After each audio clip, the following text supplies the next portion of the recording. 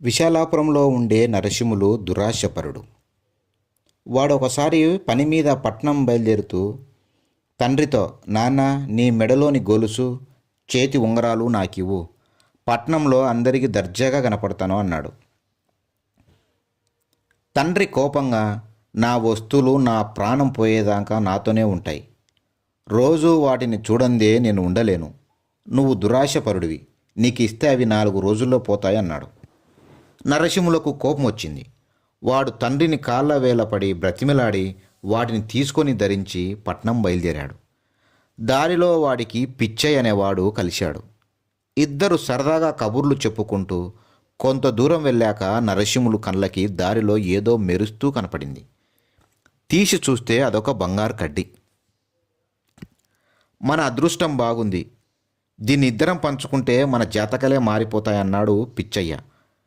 మనం అంటూ నిన్ను కలుపుకోకు, ఈ కడ్డీని నేను చూశాను, ఇది నాది అన్నాడు నరసింహులు. ఇద్దరం కలిసి వెళుతున్నాగా కనిపించింది కాబట్టి ఇద్దరం సమానంగా పంచుకోవడం న్యాయం అన్నాడు పిచ్చయ్య. ఇద్దరు వాదించుకుంటూ ముందుకు వెళ్తుండగా వాళ్లకు తిక్కయ్య అనేవాడు ఎదురయ్యాడు. ఆ బంగారు కడ్డీ వాడిది. కూతురి పెళ్లికి పట్నంలో నగలు చేయించాలని ఆ కడ్డీని తీసుకొని బయలుదేరాడు. అదెక్కడో పడిపోయింది. అది పోతే తిక్కయ్యకి ఆధారమే లేదు. ఇది వింటూనే పిచ్చయ్య ఏదో అనబోతుండగా నరసింహులు వాడిని మాట్లాడనివ్వకుండా, మేము కబుర్లు చెప్పుకుంటూ దారిలో ఏమున్నది గమనించలేదు, ఈ దారిలో మేము తప్ప ఇంకెవరూ రాలేదు, కాబట్టి జాగ్రత్తగా వెతుకు, దేవుడు దయ ఉంటే అది నీకు దక్కుతుంది అన్నాడు. తిక్కయ్య దారివైపు చూసుకుంటూ నెమ్మదిగా పోయాడు. పిచ్చయ్య నరసింహుడితో, నేను స్వతహాగా జాలిగుండే మనిషినబ్బా, తిక్కయ్యకు నిజం చెప్పేస్తాను అన్నాడు. సరే, సగం ఇస్తాను, ఈ కడ్డీని 2గా కోయడం ఇక్కడ వీలు కాదు, పట్నంలో ఆ పని చేయించి ఇద్దరం పంచుకుందాంలే అన్నాడు నరసింహులు. నేను పట్నం రావడం లేదు, కొంత దూరం వెళ్ళాక పక్కదారిలో అవంతిపురం వెళ్తాను, కాబట్టి మన పంపకాలు ఇక్కడే తేలిపోవాలి, నాకు ఆ కడ్డీ ఇచ్చేయి, నేను నీకు నా మెడలో గొలుసు, చేతి ఉంగరాలు ఇచ్చేస్తానన్నాడు పిచ్చయ్య.